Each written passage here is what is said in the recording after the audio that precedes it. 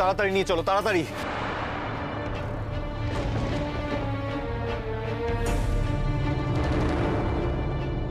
যশ, কি হয়েছে? Sir, রোহিণীর স্টমাকে poison গেছে। ইমিডিয়েটলি স্টমাক ওয়াশ করাতে হবে, ইমিডিয়েটলি স্যার। কিন্তু আজকে তো ছুটির দিন, ডাক্তার এমনিতেই কম রয়েছে, তোমাকেই দায়িত্ব নিতে হবে। আমাকে? আমাদের 3-4 জন ডাক্তার মাত্র আজকে রয়েছি। আমাদের 3 জন ডাক্তারের উপরে খুব বেশি চাপ পড়ে গেছে। এই ব্যাপারটা তুমি নিজে ম্যানেজ করতে পারবে যশ, তাই বলছি তুমি। কিন্তু আমার এখন একদম কথা বলার সময় নেই। স্যার, আমি না হয় স্টমাক ওয়াশ পর্যন্ত থাকলাম, স্টমাক ওয়াশ হওয়া অবধি থাকলাম, কিন্তু মেডিকেশন, তারপরে যা যা নিয়ম আছে সেগুলো। যশ, তুমি একজন ডাক্তার, তুমি এই কলেজের ছাত্র, সেই কলেজের হাসপাতাল, চাইলে তুমি ট্রিটমেন্টটা পুরো নিজের হাতেই তুলে নিতে পারো। সময় সময় যে সমস্ত ওষুধ খাওয়াতে হবে খাওয়াবে সেই ওষুধ। তুমি এটা নিজেই করতে পারবে। প্লিজ, এখন আমাদের হেল্প করার কথা ভাবো, আমাদের অসুবিধা করার কথা ভেবো না। আমি তোমাকে পারমিশন দিচ্ছি, তুমি গিয়ে কাজ শুরু করে দাও। যা যা করণীয় সেগুলো করো, ওকে? যশ, উনি যা বলে গেলেন তাতে তো। ফুল কাকা, তুমি এখন বিয়ের সাথে কথা ভাবছো? রোহিণীর এখন এই অবস্থা, এখন রোহিণীকে বাঁচানো উচিত। আমাদের একটাই কাজ, এখন রোহিণী কি করে বাঁচবে সেটা দেখা। আমাদের বাড়িতে থেকে এইসব হয়েছে, এখন যদি কিছু একটা হয়ে যায় রোহিণী না, তাহলে যশের হাতে হাত করা পড়বে, এটুকু তোমায় বলে দিল। যশ, কি হয়েছে আমার মেয়ের? হ্যাঁ, শেষ পর্যন্ত তুমি আমার মেয়ের মৃত্যুর কারণ হলে তো। মৃত্যু কেন হতে যাবে? মৃত্যু কেন হতে যাবে আঙ্কেল? মৃত্যু কি এতই সহজ নাকি? এই শোনো, এসব বড় বড় কথা একদম বলো না। আমার মেয়ের যদি কিছু হয় আমি কিন্তু তোমাকে ছাড়বো না। আমি কিন্তু থানা পুলিশ করব। তুমি ওকে মানসিক যন্ত্রণা দিয়ে দিয়ে শেষ করে দিয়েছো, তারপর তুমি ওকে ডিভোর্স দিয়েছো, তারপর আবার কটা দিন কাটতে না কাটতেই আবার তুমি বিয়ে করতে যাচ্ছ। এটা কোনো অন্যায় নয়? হ্যাঁ, তুমি আমার মেয়ের সঙ্গে সম্পর্ক থাকাকালীনই আর একটা অবৈধ সম্পর্ক চালিয়ে গিয়েছো। এই সমস্ত কথাকে আমি থানায় বলবো, কোর্টে বলবো। আমি অনেকদিন অনেক কিছু সহ্য করেছি, আর কিন্তু আমি ছাড়বো না। দেখুন, এসব কথা বলার সময় এটা নয়। আর যশ কোনো রকম অবৈধ রিলেশনে জড়িয়ে ছিল না। আমি প্রমাণ করে দেবো যে আপনার ছেলে অবৈধ সম্পর্ক চালিয়ে গেছে। আমি কোর্টে গিয়ে সমস্ত কথা প্রমাণ করে দেবো।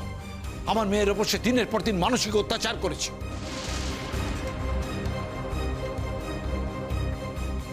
আর সেই কারণে ও আমার মেয়েকে নিজের বিয়েতে ইনভাইট করেছে। আমার মেয়ে ওকে ভালোবাসে, তাই সেই বিয়েতে সে চলে গেছে। ওকে সেই সব দৃশ্যগুলো দেখতে হবে যে সব দৃশ্যগুলোর মধ্য দিয়ে ও নিজে গেছে।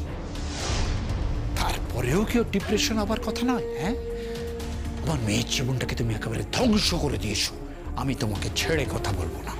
দেখুন, আপনি আমাকে ছেড়ে কথা বলবেন না ধরে কথা বলবেন সেটা নিয়ে আমার মাথা ব্যথা নেই। এখন আমাদের মূল উদ্দেশ্য হলো রোহিণীকে বাঁচানো। ইমিডিয়েটলি রোহিণীকে বাঁচাতে হবে। রোহিণী যদি বেঁচে থাকে তাহলে সব থাকবে, আর রোহিণী যদি না থাকে, রোহিণী যদি না বাঁচে, তাহলে কিন্তু আর কোনো কথাই চলে না। বড় বড় কথা একদম বলো না। আমি তো বললাম আমি তোমাকে দেখে নেব। আপনি আমাকে দেখে নেবেন বলে কিন্তু আমি আমার হাত পা গুটিয়ে বসে নেই। রোহিণীকে বাঁচানোর জন্য কিন্তু আমি এখানে এসেছি। আমার যদি রোহিণীকে এড়িয়ে যাওয়ার ইচ্ছে থাকতো আমি সোজা বিয়ে করতে চলে যেতাম, এখানে আসতাম না। বিয়ের আসর থেকে সোজা আমি এখানে চলে এসেছি, সেটা আমার পোশাক আশাক দেখে বুঝতে পারছেন। সেটা শুধুমাত্রই আপনার মেয়েকে, রোহিণীকে বাঁচানোর জন্যই। ভয় এসেছে, তুমি ভয়। না না, দেখুন, আপনার মেয়ে অ্যাডাল্ট। সে নিজের ইচ্ছে আমাদের বাড়িতে গেছিল এবং নিজের ইচ্ছে সে আত্মহত্যা করার চেষ্টা করেছে। এখানে আমাদের ভয় পাওয়ার কিচ্ছু নেই। না, নেই। আত্মহত্যা করেছে না তাকে বিষ খাইয়ে মারবার চেষ্টা করা হয়েছে সেটাই তো জানা যাচ্ছে না। না না আঙ্কেল, আপনার কথা ভুল হচ্ছে। দেখুন, রোহিণী এই ধাক্কাটা সহ্য করতে পারেনি বলে নিজেই সুইসাইড অ্যাটেম্প্ট করেছে। আমাদের বাড়িতে এমন কেউ নেই যে ওকে বিষ খাইয়ে দেবে। শোনো, মানুষ যখন কুসঙ্গে পড়ে সে যে কি করতে পারে তার সম্পর্কে তোমাদের কোনো ধারণা নেই, আর সেই জন্য এই সমস্ত কথাগুলো তোমরা বলছো। ওই যে ওই শবনম বলে মেয়েটি, সে যে ওকে শিখিয়ে দেয়নি যে আজ রাত্রে তুমি ওকে বিষ দিয়ে মেরে ফেলো, সে কথা কে বলতে পারে? খবরদার, খবরদার বলছি, আপনি যাকে চেনেন না, যাকে জানেন না, তার সম্পর্কে একটাও খারাপ কথা বলবেন না। আপনি তার সম্পর্কে একটাও খারাপ কথা বলতে আমি অ্যালাউ করবো না আপনাকে। আপনি এখানে এসেছেন, ওয়েল অ্যান্ড গুড, আপনি যান, গিয়ে করিডোরে ওয়েট করুন। রোহিণী এখন আমার দায়িত্বে আছে, আমি কাউকে আমাকে ডিস্টার্ব করতে দেবো না, আমার মনোসংযোগ কাউকে নষ্ট করতে দেবো না আমি। বড় বড় কথা, হ্যাঁ বড় বড় কথা, এসব বড় বড় কথা আমি বার করে দেবো। আমার মেয়ের উপর এত অত্যাচার করেছে, আমার মেয়েকে দিয়ে জোর করিয়ে ডিভোর্স করিয়েছে, মেয়েকে জোর করে বাপের বাড়ি পাঠিয়ে দিয়েছে, তারপর আমার মেয়ের সঙ্গে সম্পর্ক থাকাকালীন আর একটা মেয়ের সঙ্গে ফষ্টি নষ্টি করে সে দিন কাটিয়েছে। এগুলো অন্যায় নয়? হ্যাঁ, এগুলো সে অনেক দিন ধরে সহ্য করেছে। আর আজকে নিজের বিয়েতে আমার মেয়েটাকে ডেকে নিয়ে গিয়েছে। এটা ওই অসভ্য ছেলেটাকে প্রাণ দিয়ে ভালোবাসে, তাই এই বিয়েতে যেতে রাজি হয়েছে। সেটা কি ওর অপরাধ? হ্যাঁ, আমার মেয়ে ওর কোনো কথা ফেলতে পারে না, তাই ওর বিয়েতে চলে গেছে। আর সেখানে গিয়ে প্ল্যানফুলি আমার মেয়েটাকে মার্ডার করবার চেষ্টা করেছে। আমি যদি ওকে জেলের ঘানি না টানিয়েছি, তবে আমার নাম ফিরিয়ে আবার নতুন করে রাখতে হবে, এই আমি বলে দিলাম। বেশ, আপনি যখন ঠিক করে রেখেছেন আমার ছেলেকে জেলের ঘানি টানাবেন, তখন এখানে অযথা সময় নষ্ট না করে, অযথা উল্টোপাল্টা কথা না বলে, পাবলিকলি সিন ক্রিয়েট না করে আইনের পথে যান, কোর্টে যান। দয়া করে আমাদের বিরক্ত করবেন না প্লিজ, যান।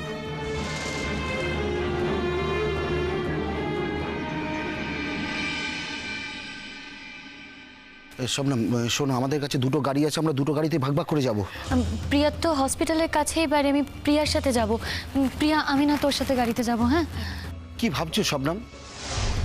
আমরাও তো যাব হসপিটালে। প্লিজ রাহুল, কিছু মনে করো না। আমার না মাথাটা একদম কাজ করছে না, মাথা একদম ঠিক নেই আমার। এই শবনম, আমিও যাব তোর সঙ্গে। তুমি যাবে মানে?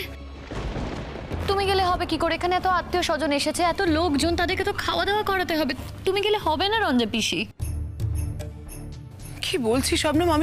আমি তো মানতেই পারছি না যে তোর বিয়েটা হয়ে গেছে রঞ্জা পিসি। আমার আর জজদার বিয়েটা অনেক আগেই হয়ে গেছে। এটা তো শুধু একটা আনুষ্ঠানিক বিয়ে। এটা কোনো কাজের কথা হলো না শবনম। তোমাদের যে বিয়েটা হচ্ছে, সেই বিয়েটা তুমি কোথাও প্রতিষ্ঠা করতে পারবে না।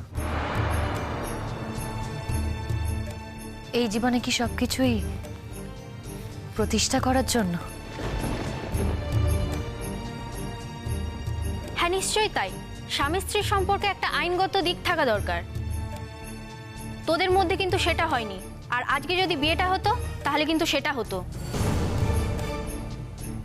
বিয়েটা তো আর পালিয়ে যাচ্ছে না। সবার আগে একটা মানুষের জীবন। ওইসব নাটক শবনম। দেখো রাহুলদা, এটা যে একটা নাটক সেটা বোঝার জন্য কিন্তু আমাদের হাসপাতালে যেতে হবে। এখান থেকে বসে আমরা বুঝতে পারবো না কোনটা নাটক কোনটা নাটক নয়, সেটা ডাক্তাররাই বলতে পারবে। আর প্লিজ তোমরা না এটা নিয়ে কথা বলো না। একটা মানুষ কিন্তু অসুস্থ অবস্থায় আছে। সব ইচ্ছে করে করা, ইচ্ছে করে করা সবকিছু। আর দিন পেল না। কে বলেছিল ওই বিয়ের দিন সকালবেলা যশের বাড়িতে আসতে ওকে? যশই তো ইনভাইট করেছে, না হলে জোর করে আসতে পারতো, সাহস পেতো। জজদা কি করতে বলো তো? জজদা নিজের সব পুরনো বন্ধুদের নেমন্তন্ন করেছে। রোহিণী দিও জজদার বন্ধু, রোহিণী দিকে কি করে বাদ দিত জজদা? তার ফলও ভুগছে। বন্ধু হিসেবে বাদ দিতে পারলো না বলে বিয়েটাকেই বাদ দিতে হলো। তুমি কি বলতে চাইছো আমার আর জজদার কোনোদিনও বিয়ে হবে না? আমি কিছু বলতে চাইছি না শবনম, আমার বলায় কি যায় আসে বলো তো? আমার কথা কে শুনছে? জজের তো আজ এখানে আসা উচিত ছিল, বিয়েটাকে তো প্রায়োরিটি দেওয়ার উচিত ছিল। তা না করে ও যদি এখানে আসতো, তাহলে জজদার প্রতি আমার কোনো সম্মানই থাকতো না, কোনো শ্রদ্ধাই থাকতো না। যদি জজদা আজ এখানে আসতো, তাহলে জজদাকে আমি আদর্শ স্বামী হিসেবে মনে করতাম না। শবনম, কি বলছিস তুই? এসব কথা কি বলছিস? জীবনে কেউ কোনোদিন এরকম অদ্ভুত ঘটনার কথা শুনেছে? যে ছেলেটা বিয়ে করতে আসছিল, সে বিয়ে করতে না এসে হাসপাতালে চলে যায়? তাই তো জজদা আলাদা, সবার থেকে আলাদা। তোর একটুও রাগ হচ্ছে না? কিসের জন্য? এই যে বিয়ের দিন, বিয়ের মুহূর্তে বিয়ে করতে না এসে ও রোহিণীকে নিয়ে হাসপাতালে চলে গেল, খারাপ লাগছে না তোর একটু? রাগ হচ্ছে না শবনম? কি বলছিস তুই? এটা যদি আমার ক্ষেত্রে হতো তাহলে আমি যে কি করতাম আমি তো ভাবতেই পারছি না। রঞ্জা পিসি, আমি এখন চাই যে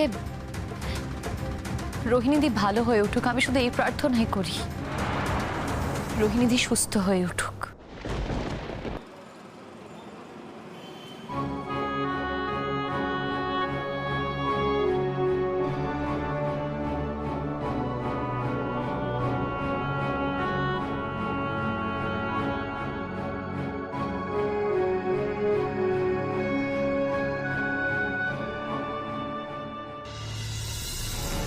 এই যে আসুন আসুন আসুন, আমার মেয়ের সঙ্গে এই ব্যাপারটা হয়েছে, তো আপনারা এবার একটা ব্যবস্থা নিন।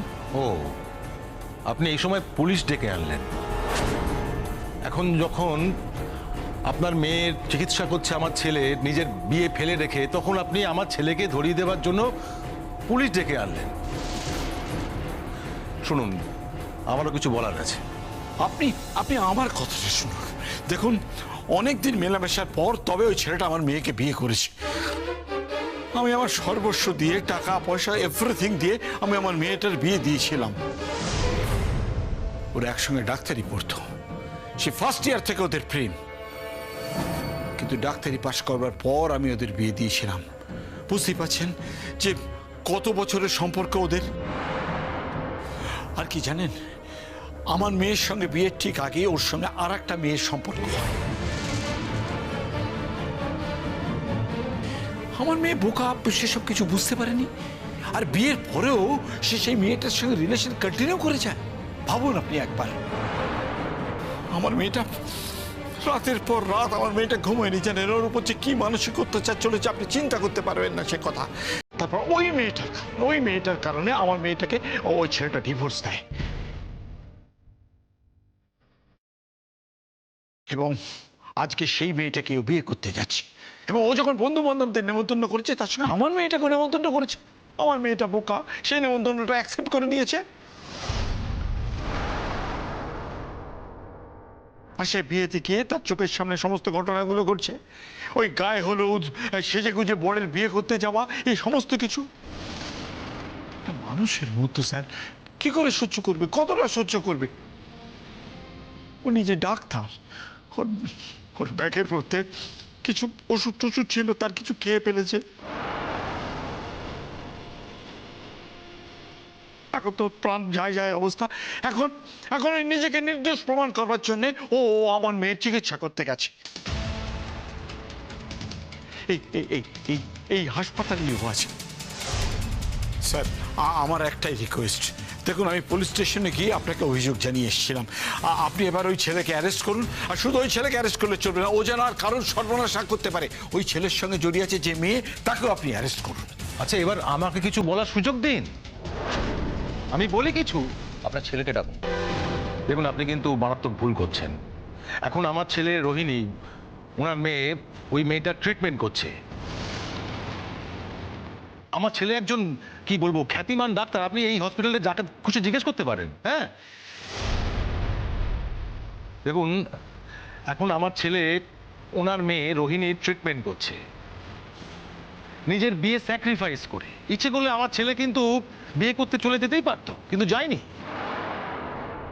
আচ্ছা বলুন তো অফিসার, রোহিণী একটা অ্যাডাল্ট মেয়ে, আমার ছেলে ওকে নেমন্তন্ন করলো, ও চলে এলো। বরং রোহিণী বলেছিল ওদের মধ্যে স্বামী স্ত্রীর সম্পর্ক না থাকলেও একটা বন্ধুত্বের সম্পর্ক তো আছে। ও বলেছিল বন্ধুত্বের খাতিরেই আমাকে নেমন্তন্ন কর। তখন আমার ছেলে ওকে নেমন্তন্ন করেছিল, বললো যে তুই যদি আসতে চাস আসবি। এটা কি কোনো অন্যায় বলুন বলুন? আর হ্যাঁ, আপনি কিন্তু খানিকটা শুনলেন।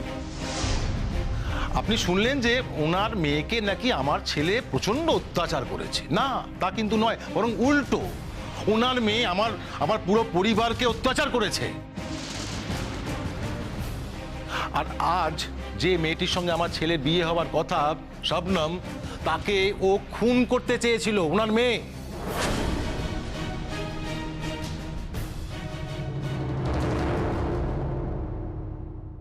তোমাকে তো আগেই বললাম শবনম, এগুলো কিচ্ছু না, একটা নাটক। ও এমন কোনো কিছু করবে না যাতে ওর মৃত্যু পর্যন্ত ঘটতে পারে বা সাংঘাতিক কোনো কাণ্ড হতে পারে। ও কি করেছে জানো? ও হসপিটালে ভর্তি হয়েছে যাতে যশ এখানে আসতে না পারে। সারা রাতটা কেটে যাবে, তুমি লগ্নভ্রষ্ট হবে, বিয়েটাই আর হবে না, এটাই চেয়েছে ও।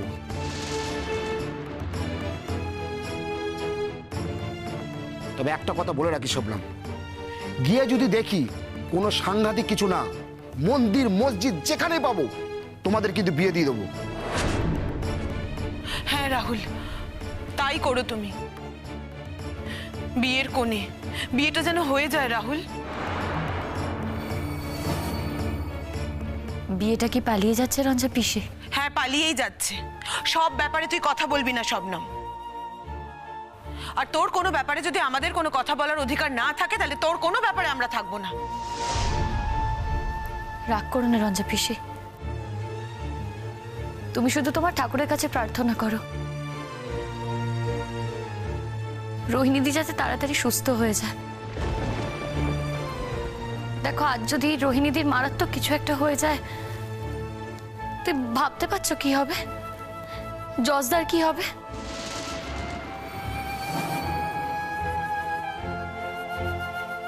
সব থেকে বড় বিপদ হবে কিন্তু জজদার।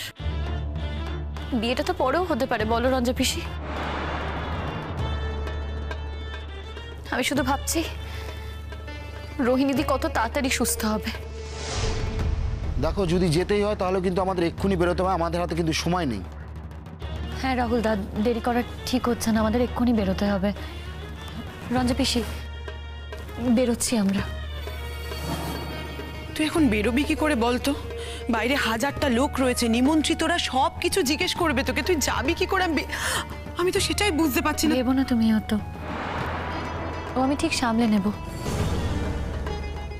তুমি শুধু দেখো সবাই যেন ঠিক করে খাওয়া দাওয়া করে যায় রঞ্জা পিসি। তুমি এত কষ্ট করে এত সব আয়োজন করেছো, দেখো যেন সেসব বিফলে না যায়। তুই তো নিজেই কিছু খাসনি শবনম। আমার আর খাওয়া, আমার কি খাওয়ার মতো মনের অবস্থা আছে রঞ্জা পিসি? এখন যত তাড়াতাড়ি সম্ভব আমাকে না জজদার পাশে গিয়ে দাঁড়াতে হবে। ওই মানুষটা একা একা লড়াই করছে, আমাকে এক্ষুনি জজদার কাছে যেতে হবে। তোমাকে তো যশ এখন একবারও ফোনও করলো না। হ্যাঁ, করেনি, হয়তো ব্যস্ত আছে, কিসের মধ্যে আছে আমরা তো কিছু জানি না। আজকে ফোন করেনি বলে আমি কি রাগ করে বসে থাকবো? আমি এই তো বলতে না বলতে জজদা ফোন করেছে। হ্যাঁ, কি অবস্থা? শবনম, আমি এখন হসপিটালে, তুমি তো সবটাই শুনেছো বোধহয়। I am really very sorry. তুমি আমাকে সরি বলার জন্য ফোন করলে? আমি জানি না আমাদের সাথেই কেন বারবার এরকম হয়। ওসব কথা এখন থাক জজদা। দেখো, এখন কিন্তু এসব কথা বলার সময় নয়। এখন বলবো না তো কখন বলবো বলো? আমি জানি না, আমার মনে হচ্ছে না এখান থেকে এখন বেরোনো সম্ভব হবে বলে। ওর স্টমাকটা ওয়াশ করানো হয়েছে, কিন্তু ওর বাবা খুব চিৎকার চেঁচামেচি করছে। জজ, আমি এক্ষুনি স্টার্ট করছি, এক্ষুনি, আর কিছুক্ষণের মধ্যে স্টার্ট করব। স্টার্ট করছো মানে? কোথায় স্টার্ট করছো? কোথায় যাবে? খবরদার না, তুমি কিন্তু ওখান থেকে এক পাও বেরোবে না বলে দিচ্ছি। কি বলছো তুমি জজদা? তুমি এরকম একটা ক্রাইসিসের মধ্যে আছো আর আমি সবকিছু জেনে বুঝে হাত পা গুটিয়ে বসে থাকবো? আমি তোমাকে আদেশ করছি, তুমি ওখান থেকে কোথাও যাবে না, কোথাও বেরোবে না, এক পাও বেরোবে না। আজ অব্দি আমি তোমাকে কোনোদিনও আদেশ করিনি, আজকে তোমাকে আদেশ করছি, আর তোমাকে মানতে হবে আমার কথা। দেখো জজদা, অন্য কোনো সময় হলে আমি তোমার আদেশটা মেনে নিতাম, কিন্তু এখন আমি তোমার আদেশ মানতে পারবো না। জজদা, এই ঘটনার সাথে তুমি জড়িয়ে আছো, তুমি একটা ক্রাইসিসের মধ্যে আছো আর আমি কিনা এখানে বসে থাকবো, সেটা হতে পারে না জস্তা। তুমি জানো না শবনম, তুমি এখানে এলে ওরা তোমাকে নানাভাবে অ্যাকিউজ করবে, আর সেটা আমি কোনো মতেই মেনে নিতে পারবো না, অ্যাকসেপ্ট করতে পারবো না।